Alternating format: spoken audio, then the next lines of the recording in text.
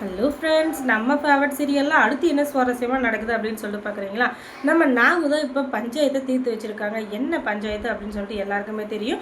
விஜயும் மல்லியும் இப்போ பயங்கரமாக சண்டை போட்டுட்ருக்காங்க. அதுக்கு காரணம் மல்லி வந்து வெண்பாவை தொலைச்சிட்டாங்க அப்படின்னு சொல்லிட்டு எல்லாருக்குமே தெரியும். அதனால் பயங்கர கோவத்தில் இருந்து நம்ம விஜய் இருந்துக்கிட்டு என் மூஞ்சிலேயே முழிக்காத, நீ வீட்டை விட்டு போயிடும் அப்படின்னு சொல்லிட்டு பயங்கரமாக திட்டிகிட்டு இருக்கு. உடனே நம்ம நாகு இருந்துக்கிட்டு, என்ன தம்பி, பிரச்சனையை சரி பண்ண வேண்டிய நம்மளே பிரச்சனையை ஊதி பெருசாக்கினா அதை ஊதி ஊதி கொண்டாட ஒரு சில கூட்டத்துக்கு அது பெரிய ஒரு இதுவாக இருக்காதா, கொண்டாட்டமாக இருக்காதா அப்படின்னு சொல்ல, ஆமாம் நீங்கள் சொல்கிறது சரிதான், அதுக்காக என்ன பண்ணுறது, இவன் என் குழந்தைய, என் உயிரை, என்னுடைய வாழ்க்கையை தொலைச்சிருக்காளே, அதுக்கு நான் என்ன பண்ணுறது அப்படின்னு சொல்லிட்டு இவங்க கேட்க, உடனே சரி என்ன பண்ணுறது, எல்லாமே ஒரு விதிப்படி தான் நடக்கும், அதுக்கு நம்ம எதுவும் பண்ண முடியாது, அதுக்காக நீங்கள் மல்லி கூட சண்டை போடுறதுனால இப்போ எதுவும் ஆக போகிறதில்ல, அதனால் நான் சொல்கிறத கேளுங்க அப்படின்னு சொல்லிட்டு சொல்ல, இல்லை நான் அவள் சொல்கிறத கேட்கவே மாட்டேன் அப்படின்னு சொல்லிட்டு பயங்கரமாக கேட்டுட்ருக்காங்க. அதனால் பயங்கர கோபமான இவர் இருந்துக்கிட்டு பொலிர் பொலிர் பொலிர் தவடையில் 4 வைக்கிறாரு.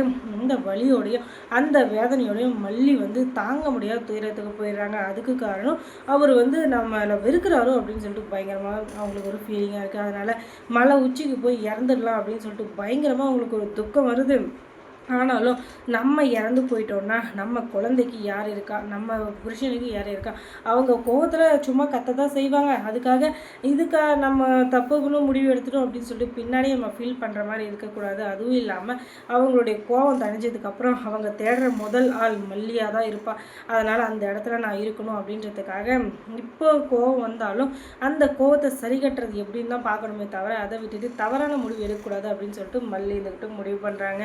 அதுக்கப்புறமா மல்லி இருந்துக்கிட்டு நம்ம ஒரு பக்கம் தேடுவோம், அவர் ஒரு பக்கம் தேடட்டும் அப்படின்னு சொல்லிட்டு அவருக்கு ஃபோன் பண்ணுறாங்க. நான் வந்து இந்த இடத்துல தேடிட்டுருக்கேன், நீங்கள் இன்னொரு பக்கத்தில் போனால் நம்ம 2 பேருமே தேடுறதுக்கு உதவிகரமாக இருக்கும் அப்படின்னு சொல்லிட்டு இவங்க கேட்க, நீ என் பொண்ணை தேடவே தேவையில்ல, தயவு செஞ்சு எங்கேயாச்சும் போயிடு, நீ இருக்கிற வரைக்கும் எனக்கு பிரச்சனை மேலே பிரச்சனை தான் வந்துட்டுருக்கு, நீ வந்து என் பொண்ணை தேடி கொடுத்து அது மூலிமா என் பொண்ணை நான் கண்டுபிடிச்சி அப்புறமா நான் சந்தோஷமாக இருக்கிற வேலையை வேணாம் அப்படின்னு சொல்லிட்டு இவங்க சொல்ல, உடனே இவங்களுக்கு சண்டை அதிகமாக தான் ஆயிட்டுருக்கே தவிர இவங்களுடைய சண்டை தீர்ந்த பாடு இல்லை.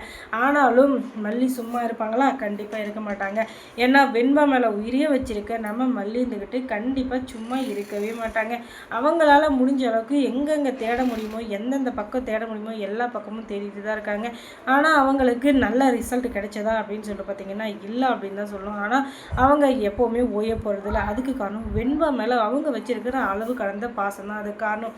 இன்னொரு பக்கம் இந்த ராஜேஸ்வரி இருந்துக்கிட்டு, தீபிகா இந்த மல்லியை வந்து நம்ம நம்ப முடியாது, அவள் இந்த பக்கமும் அந்த பக்கம் சும்மா சுற்றிட்டு இருக்க மாதிரி தெரியும், கடைசியில் பார்த்தா அந்த வெண்பாவை எப்படியாச்சும் கண்டுபிடிச்சாலும் கண்டுபிடிச்சிடுவா, அவள் அப்படிப்பட்ட கில்லாடி, அதனால் அவளை நம்ம சாதாரணமாக நினைக்கக்கூடாது, அவள் மேலே எப்பயும் ஒரு கண்ணு வச்சுக்கிட்டே இருக்கணும் அப்படின்னு சொல்லி இவ சொல்ல, சரி நீங்கள் எதுக்கு ஃபீல் பண்ணாதீங்க, என்னுடைய அடியாளங்களை வச்சு அவளை எந்த நேரமாக நான் வாட்ச் பண்ணிகிட்டே இருக்க சொல்கிறேன், அவள் என்ன பண்ணுறா, எங்கே போகிறா, இங்கே வரா, என்ன பண்ணணும்னு நினைக்கிறா அப்படின்னு சொல்லி எல்லாத்தையுமே நம்ம டீப்பாக வாட்ச் பண்ணால் அதுக்கப்புறம் அவளால் எதுவும் பண்ண முடியாது அப்படின்னு சொல்ல, நீங்கள் தான் அப்படின்னு நினைக்கணும், அவள் சரியான கில்லாடி, அவள் தேனை வந்து வெண்ணெயிலேருந்து எடுக்கிறவ, அப்படிப்பட்ட கில்லாடி, அவள் அப்படிப்பட்டவ வந்து நம்ம என்ன பண்ணுறோன்னு சொல்லிட்டு அவள் தான் நம்மளை வந்து கண்காணிக்கவளை தவிர நம்ம அவகிட்டேருந்து தப்பிக்கவே முடியாது. அதனால் அவளை நம்ம கண்காணிக்கிறேன்னு நினச்சிக்கிட்டு நம்ம வந்து கோட்டை விட்டுறக்கூடாது. ஏன்னா அவள் அவ்வளோ பெரிய கேக் மாதிரி அப்படின்னு சொல்லிட்டு இவங்க சொல்ல, அவள் எவ்வளோ பெரிய ஆளாச்சும் இருந்துட்டு போகிறா, அவள் கண்ணில் விரலை விட்டு ஆட்ட வேண்டியது என்னுடைய பொறுப்பு அப்படின்னு சொல்லிட்டு இந்த